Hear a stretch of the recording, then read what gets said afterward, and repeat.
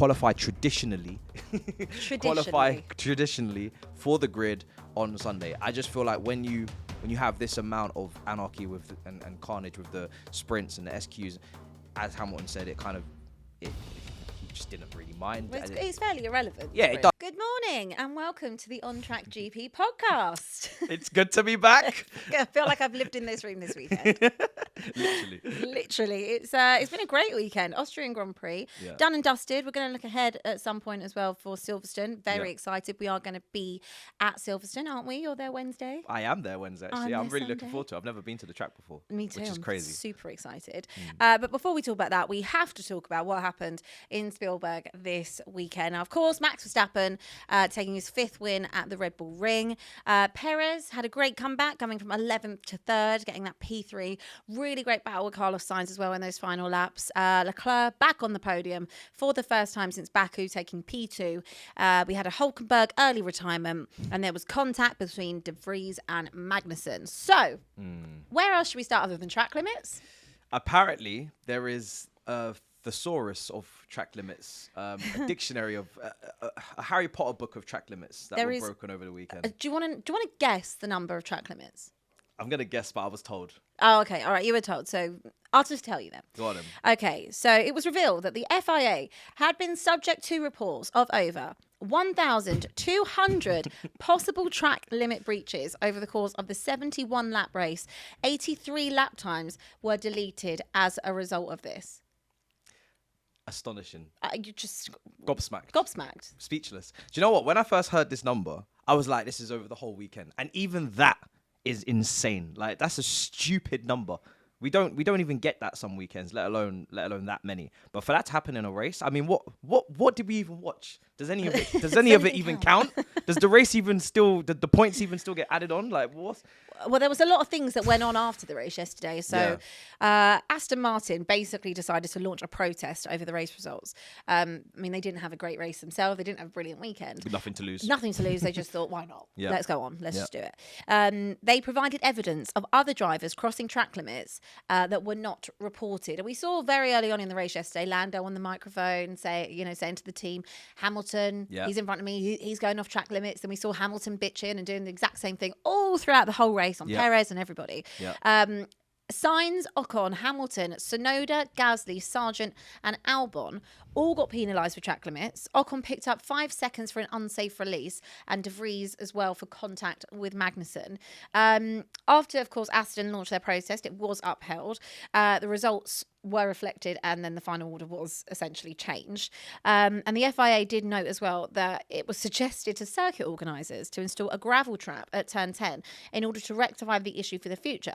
But clearly, turns 9 and 10 are a very big issue on this circuit. Massive issue. This feels like the biggest VAR of all time. Like, I don't even know the lineup anymore. Like, who finished where? Like, we finished that race thinking, okay, this is where everybody's finished. We've seen many penalties for different drivers that some of them served obviously in the pit lane, and then you go home, you take it all in, and you think, okay, that's the landscape, and then you come back the 24 hours later, not even 24 hours later, and the whole grid is completely unrecognizable.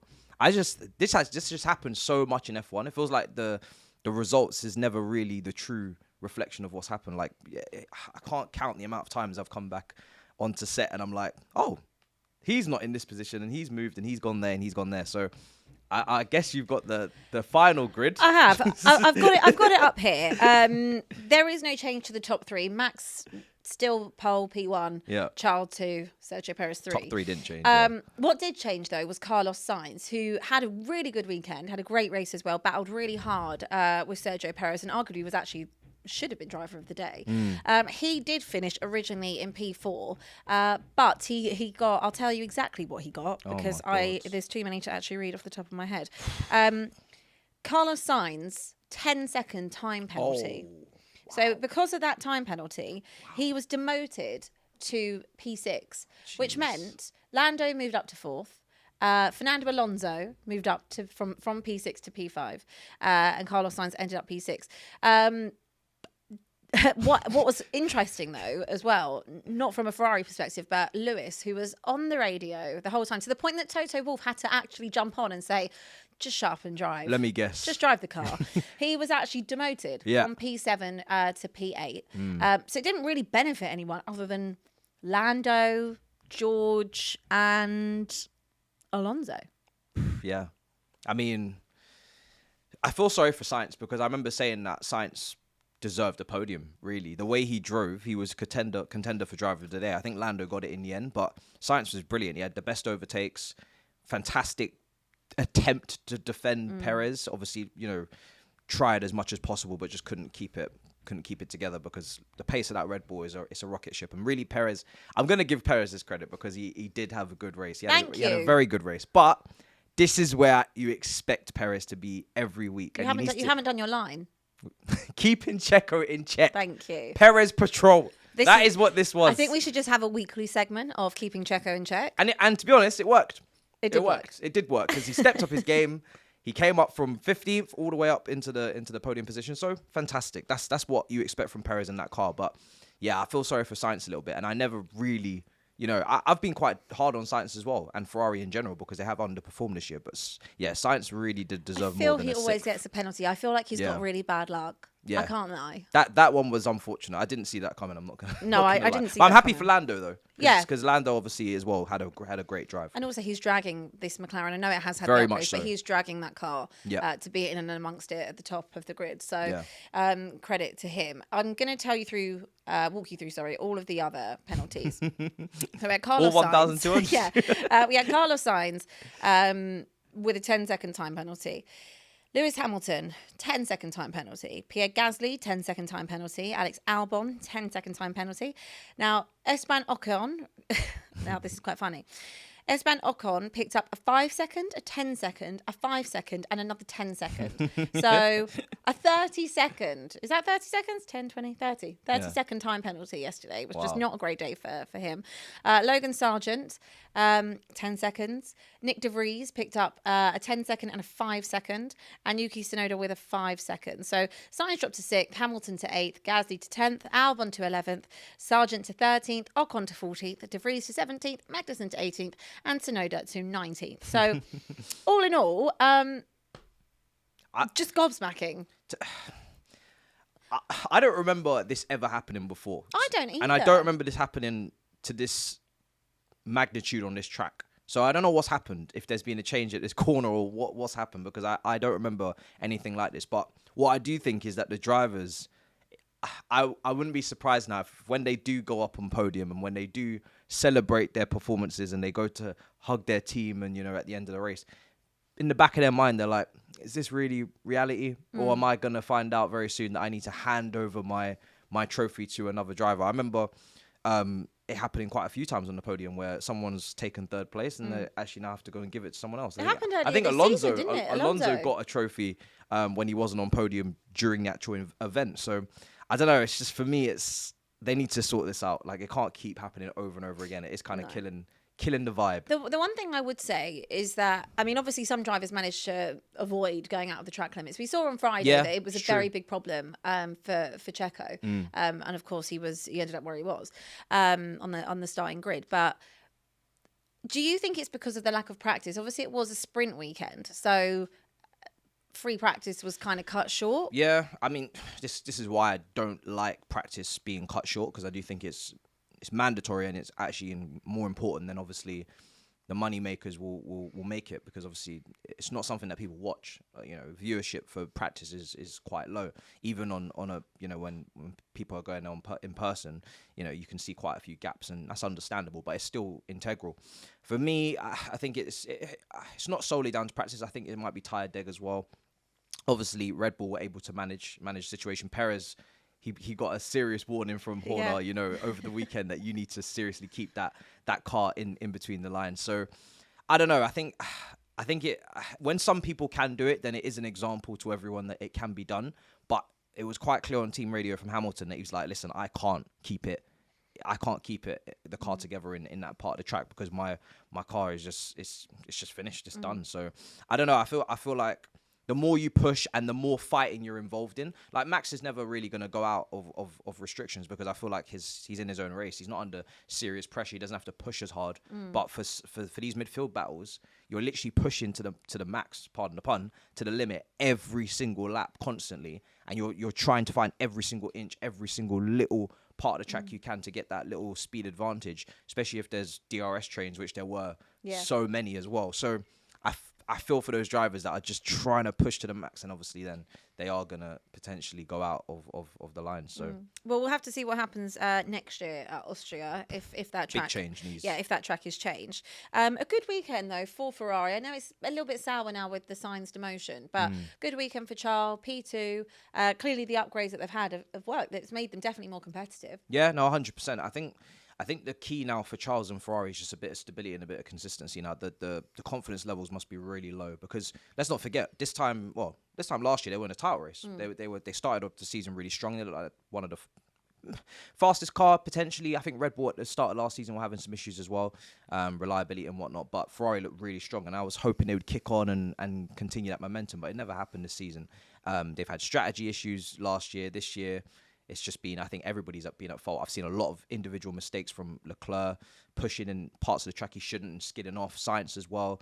Then some unlucky, unfortunate things like you mentioned. So it's been, everybody's had a part to play, I think, this season more so than last, where last season you could say I feel like it was definitely strategy and it was reliability of the car. This season I'm putting it a little bit more on the drivers as well. So I think Ferrari, they just need to just calm down now, try and keep that consistency because it's getting really tight in terms of the fight for constructors. Like they can't afford to have many weekends where they're not picking up significant points. So I think this was a good step in the right direction. Sainz obviously dropping points is a shame for them because I think overall it was a great weekend following on for the last one as well. It's good consistency. They need to keep building this though. Not the best weekend from an Aston point of view. I know that they've kind of helped themselves a little bit by their protest, but disappointing when you think about how good Aston have been. Maybe the bar has been raised so high that if they're having an average type of race, we're disappointed by it. Yeah, no, I think so.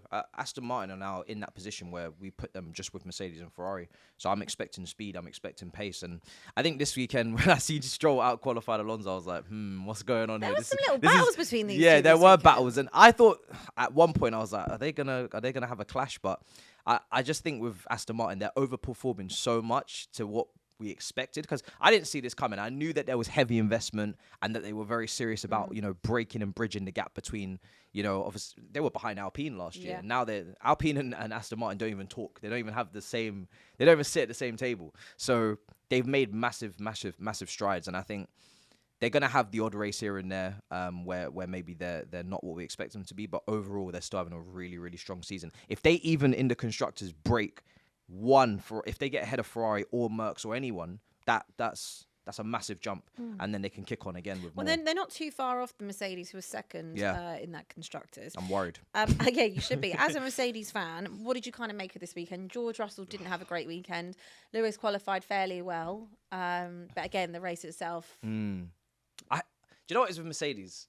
They had the upgrades, and I was like, okay, we have a strong double podium finish here. But then you have weekends like this, and you think to yourself, Hamilton, when it was Perez up against him, and you just thought to yourself, well, what are we doing here? Same with Russell. Like, again, just leaps and bounds behind. And because we're used to winning at Mercedes in terms of championships, this midfield battle is entertaining, but it's not fulfilling. I want them at the front of the grid. That is what the aim is, to get back to the front. And it's also because Hamilton is on a timer in terms of we need that last World Championship. So every single race that goes by where Mercedes are even, finishing in the positions they're finishing this weekend, it just feels like, forget the midfield battle, forget finishing second, third, whatever. The differential between those positions is obviously important for money. But in terms of, as a fan, I'm thinking about when are we going to be back challenging Red Bull? And these type of races, they just kind of, they're a pushback. It kind of feels like we're just getting further away. We're not actually closing the gap. So for me, Russell, he showed consistency last year. I think he's a great driver. He's a very, very good driver. I'm not sure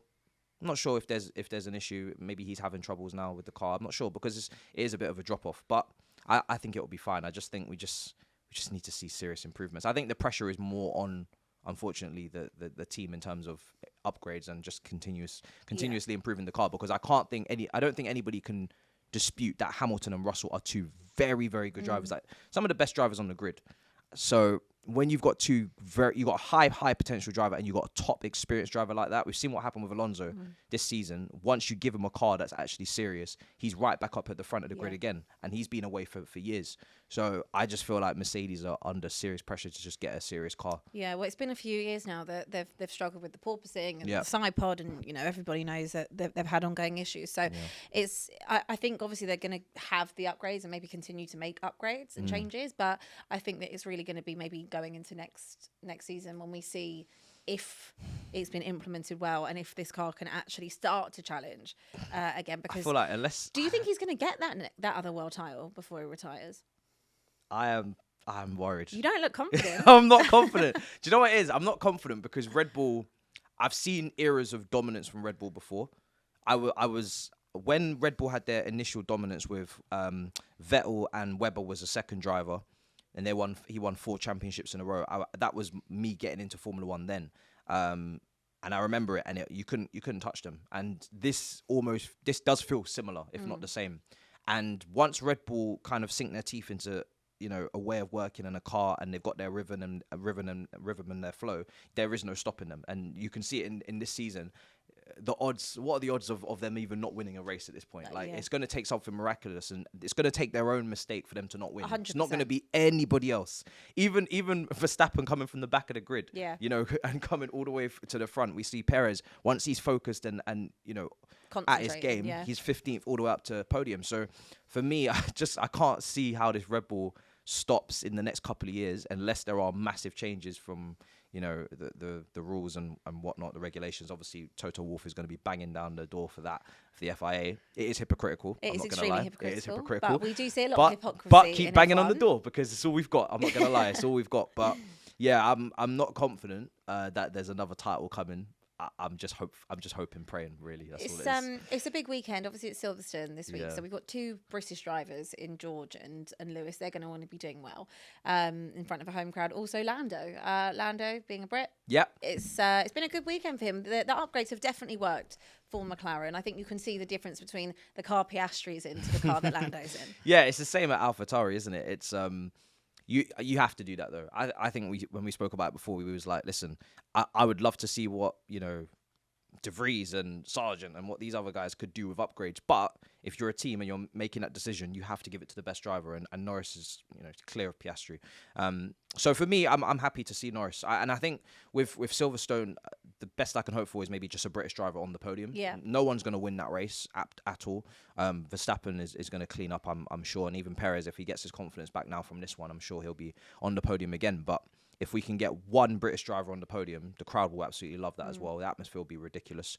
And I think they're capable. They've shown signs, McLaren with Norris now, that they're up there. The qualifyings have been really strong as well. And now they made it stick on a Sunday as well. So I think for me personally, I can't see why they shouldn't continue this. It just depends on practice and qualifying. Hopefully this track doesn't throw up any problems for them. And also the weather. Yeah, the weather. I mean, the weather is an interesting one because I feel like that actually might be to some people's benefits at this point. We saw what happened in the sprint. If you get a bit of crazy weather, it can throw the grid a little bit out of sorts, and maybe that's what it takes to get a podium for Norris. Is rain and just weird weather, and suddenly someone makes a mistake and he goes sliding off, and then next thing you know, Norris is getting a bonus. So I think he deserves it, to be honest. I think a lot of people, they seem to think that Norris is overrated. I don't know where this comes from. I agree. I don't know where this comes from. I see it so many in comments, and I see it on F1 Twitter. People are saying, "Oh, Norris is overrated." I don't know why he gets all of this praise and this prop. For me personally, whenever Norris is even given an inch, he takes a lot. You know, he maximizes that car constantly, and I don't see him making massive errors either. I've actually seen more errors probably from Sainz and Leclerc recently than I've seen from Norris. So for me, I think Norris is just kind of just on the peripherals of breaking through and consistently. If McLaren can be that team, that would be great, because they're one of the most historic teams on track. But if not, then he needs to break that contract.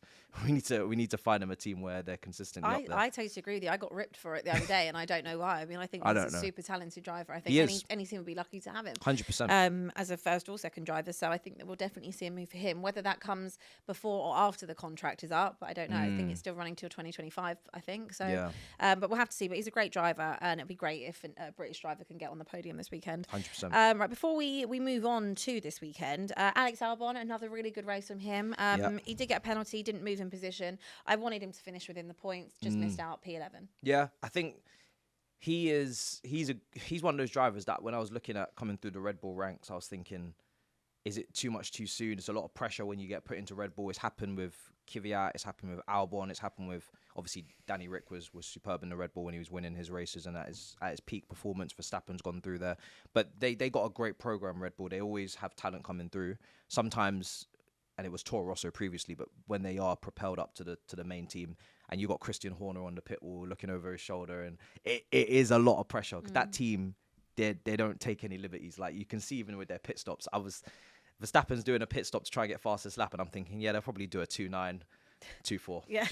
And it's going in slow motion. The standards of that team is just ridiculous. So for me, I just feel like it was maybe too much too soon. But he's gone away. He's come back now. And he's starting to show, the quality and making why. the Williams a little bit. I say competitive. And George with did it as well. Salt, but yeah, he did. George did it as well. George did the same. They know where their level is. Obviously, they've had some upgrades and they've all. But if you are talented, you can, cultivate some sort of performance out of that car and overperform, which is exactly what he's doing. And he's now, people are watching now and they're seeing what a talented driver Albon is. So it's good to see. Still relatively young. So hopefully this can continue because there is a lot of talent there. I'm looking forward to it. Well, actually, Logan Sargent was best of the rest in terms of the rookies. He came P13. Oscar Piastri, after the change in the grid, moved up from P17 to P16, and Nick De Vries was demoted from P15 to P17. So I think we spoke about it yesterday, really, on the show, that Nick De Vries, I think his time might be a little bit limited at AlphaTauri. Yeah. I think both rookies, Sargent and De Vries, I don't want to judge them too harshly because it is their first season and a lot of these tracks they're probably not vastly experienced at, especially outside the European circuits. But I just think there's talented drivers coming for F2. There's talented drivers that are even reserve drivers that we've mentioned before. We have Danny Rick. We have Danny Rick. There's always someone coming through at a younger age, and I think especially for De Vries at the age that he's at, he's got so much experience. Obviously coming from Formula E, etc. He kind of had to hit the ground running in F1, I feel like, because if you're going to have someone that's not performing, you'd much rather it be a younger driver who you can kind of, shape and mold and improve and work with. And there's potential there and there's longevity there, whereas De Vries, you don't have that. So he's 28. Yeah, exactly. He's late coming into the sport. I do feel for him a little bit, but at the same time, it's a ruthless sport and these teams need points. So I wouldn't be surprised if this is his first and last season and he goes back to Formula E next year. I agree. I'm unsure if he'll actually be there after summer break, to be honest. I think he could. I think they'll see what happens in Hungary and Belgium. Christian Horner tried to downplay it, and obviously he's going to do that as team principal of Red Bull. He's not going to spark light the fire, so to speak. But I can see it behind his eyes. Like I can see it in he's not gonna let this continue to slide. Definitely when there's other talent around. So I think they'll make a decision. We don't take no prisoners. They'll make a decision soon. They will. Nico Hülkenberg pushed off the track. We saw Gunther heading his hands on the phone. Gene, I need more money. Having a great season. He is having great. Honestly, I'm really, really happy for Hülkenberg. He's missed a Saturday. He does unbelievable when it comes to qualifying. I like their driver lineup, but Hülkenberg is starting to really level up above Magnussen recently, and I'm happy to see it because he obviously was away from the sport for a period as well, and then he comes back and just smashes it. And it's good for Haas because we all remember Haas being the worst team on the grid, the drama, the money issues, the entertainment. I'm not going to lie as well. It was very entertaining. Yeah, blockbuster stuff right there. Yeah, do you know what? That series, Netflix, really did make me fall in love with the back of the grid. Because let's be honest, on race days, qualifying sprints, we're not looking at the back of the grid. There's no points up for grabs. It tends to be the same teams there week after week. So you need the behind the scenes pressure and that kind of tension. You need to see that to kind of understand the situation a lot more. And yeah, once I seen what was going on behind the scenes at Haas, I was like, this is quality. This is brilliant. Sorry, my apologies. Actually, Hulkenberg was the early retirement. It was Magnussen that was pushed off the track.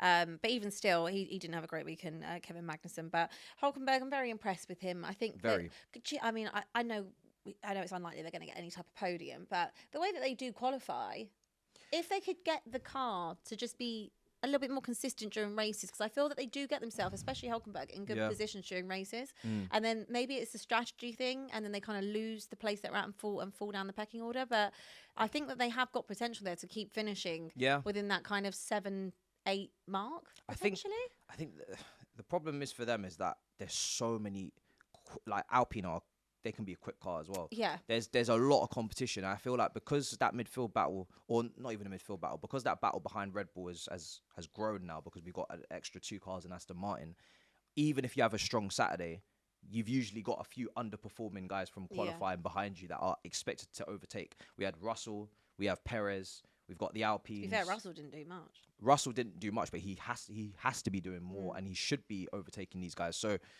because of those expectations from the cars behind, just naturally you're expected to fall. And I don't know, maybe it's because they're Ferrari powered and they're obviously going to get the second, the seconds of that team. Maybe you do need to go with your own kind of supplier and revolutionize Haas, but that's maybe a few years down the track, to be honest, because they're only just getting themselves settled from all of the anarchy of Mazepin and the financial issues before. So yeah, I just feel like they're always going to be the sitting ducks, so to speak, when they start on a race day. Even if they're in a good position, I'm expecting overtakes. This is where weather comes into it. You need a bit of rain. You need a bit of flags. You need these kind of things to go for you if you're going to pick up points. All right, let's look ahead to Silverstone. Mercedes, they are due an upgrade. They'll be looking to return to form at the driver's home circuit. It's also a home track for McLaren, for Williams and for Aston Martin. So a lot going on this weekend. We spoke about Aston and said that we didn't think they had the best weekend, but what can they do to bounce back this weekend? Podium.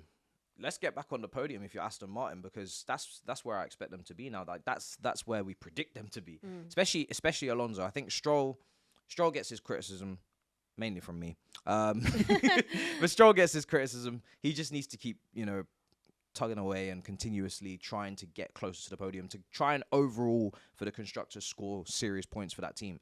But in terms of Alonso, he's already shown podium's no problem if you give me the tools to do it. And I think that's got to be the aim for them, is to get back on the podium. I think they're more than capable of doing it. They've shown that they got a quick car. They just need to any little fine tweaks, any little fine little things that need to change in practice. I think for me personally, I'm just happy to see. Listen, the sprint was fun, and I know you. It was a good sprint. It was a good sprint. Considering I also hate sprints, but it was decent. I'm glad that there isn't a sprint every single weekend, and I'm glad that we don't have SQ1 and SQ2 and SQ3 every single weekend. I'm glad that they can just go back to 3 practice sessions, really fine-tune the car, trial and error what they need to trial and error, set their times, get the confidence, get the sweet spot, and then go into their qualify traditionally for the grid on Sunday. I just feel like when you have this amount of anarchy with and carnage with the sprints and the SQs, as Hamilton said, he just didn't really mind. Well, it's fairly irrelevant. Yeah, it does, and it also makes the points. It devalues the points in the race, and I don't like that as well. So I just think with a simpler format, I think hopefully Aston Martin will thrive from that and focus. Okay, so out of a McLaren, a Williams, an Aston, and Mercedes, where do you think everyone finishes? Who finishes highest out of that lot with the British drivers? British drivers and British cars. I always have to back Hamilton to be the highest because he is the best driver out of the British ones. So if he's confident, if the car's performing, Hamilton should always finish ahead of the rest. So you think Hamilton for a podium and Alonso for a podium and Lando for a podium? No. Two of those. I think Max, we're only going to get one. Alonso should be aiming for the podium fight should be so entertaining because Alonso should be aiming for the podium. Lando, I don't think it's realistic because I'm still wary of the fact that it is a McLaren and they've still got ways to go. But if they can have a great qualifier, if he can have another great qualifier, and then you never know, he can put himself in a position. But I don't expect Lando to be there. It's just if there's weather and there's circumstances that allow it, then maybe he can sneak his way in if there's a few DNFs. But I think for me, Hamilton, Alonso, and George as well. I think George, listen, he's in the same car as Hamilton. He should be aiming for podium as well. He's had a rough weekend. I'm not gonna lie, but he's still got the talent and need to bounce back. Yeah, he's shown that he can be consistent last season. This season, he's had great races, some poor ones. It's been a bit of a mixed bag for the team overall. I think George, if I'm putting Hamilton in, I'm putting George in there as well. They've got the same car. Okay. Yeah. So yeah, before we wrap, just want to get your P1, P2, P3 then. Just on record. You'll probably change it later this week. I will change it. As soon as I even see the practice times, I'll probably change it. I'm going to go Verstappen to win because, listen, he's on a roll, this guy. We were thankful this weekend that Leclerc was leading the race at some point. Like, I thought Austria was a great race. It was a great race. I think it was a good weekend all round. It was a great race. It shows how desperate we are for entertainment when we're saying that. Just because Leclerc was leading for about 3 laps. For about 3 laps. Even though we knew he wasn't going to win and we knew Verstappen was going to overtake. We've barely even spoken about Max today. Because there's no point. This guy's a robot. Like, he doesn't make errors. His pit stops are perfect. He wins races. They were saying that he won everything. Like, he obviously finished first for the qualifying for the sprint. He finished first for the qualifying for the race. He won the sprint. And then he won the race, and he got fastest lap. So what are we all even doing here? Yeah, he's essentially the Erling Haaland of racing. It's mad. So he's literally collecting W's across the board. So it'd be crazy for me to not put him in first. And I feel like Red Bull as a team they're looking at that record of potentially winning every single Grand Prix, and they're actually closing in on it, and they're thinking, do you know what? There's a long way to go in the season, but they can actually do it, and no one can ever eclipse that. They can only match that, and that's incredibly difficult to do. So I think Red Bull are really aiming for that. So I don't see any complacency coming in. Pit stops, they're all on point at the moment. I'm actually going to give second to... I know you want to say Lewis. I can see it. I can see it in your eyes. I'm not going to do it. I'm gonna give Lewis third. Okay. And I'm going to give Perez second, and Alonso fourth. That's keeping Checo in check then. Keeping Checo in check. The Perez Patrol. The Perez Patrol. I wish I had a cap. No, I'm not going to wear. We can get you one. I'm not going to wear any. I'm not wearing any Red Bull gear. But yeah, that's okay. So we're going P1, P2 Red Bulls. Yeah, and then a Hamilton third. I think Perez's confidence has got to be up now. Surely he needs to have a good race. And I've seen a little bit of momentum from Lando in terms of Saturday, Sunday. I've seen a bit of momentum now from Ferrari, a couple of races. So I'm just going with that with Perez. Just discounted the Ferraris. We have. Oh, you're right. Do you know what with Ferrari? They just, even during the race when they were performing, I'm like, there's an incident coming. There's something gonna happen. They even double stacked, and they actually got that quite wrong, and they were quite slow. Lucky it wasn't too much of an even issue. Still, with a good performance over the weekend, they still tried to cost themselves. So I just feel like Ferrari are always this team that are trying to implode on purpose, and that's why I just can't right now. I can't put them ahead of these. Tell you what, drivers. I'm going to mix it up. I wouldn't be surprised. I'm going to go Max. Yeah. I'm going to go... Part of me wants to say Alonso. But then I feel like I should put someone British on there. I tell you what, I'm going to go Max. It's more hope than expectation. I wouldn't be surprised if there's no British driver. Yeah, same. I think I'm going to go Max, Alonso, and I'm going to go Sainz.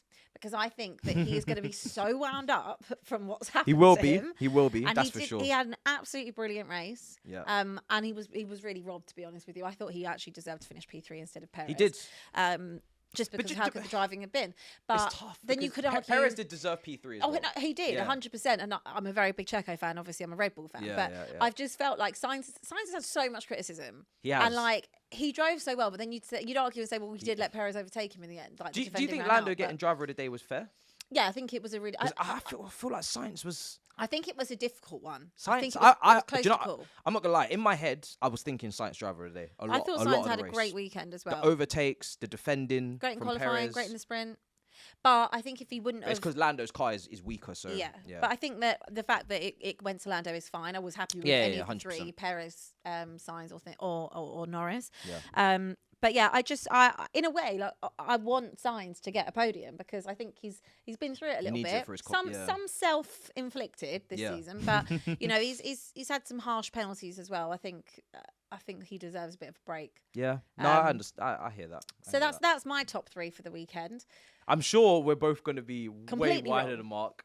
Basically, we'll just have Verstappen in there, and the other two. The other two. Lord knows what will happen. Yes, but we have a very exciting week going to Silverstone. We're going to be there. So make sure you tune into everything via our On Track GP YouTube page. Make sure you like and subscribe and follow us as well on Instagram as well. And we'll see you later on this week for all the goss ahead of Silverstone. All the goss. Can't wait.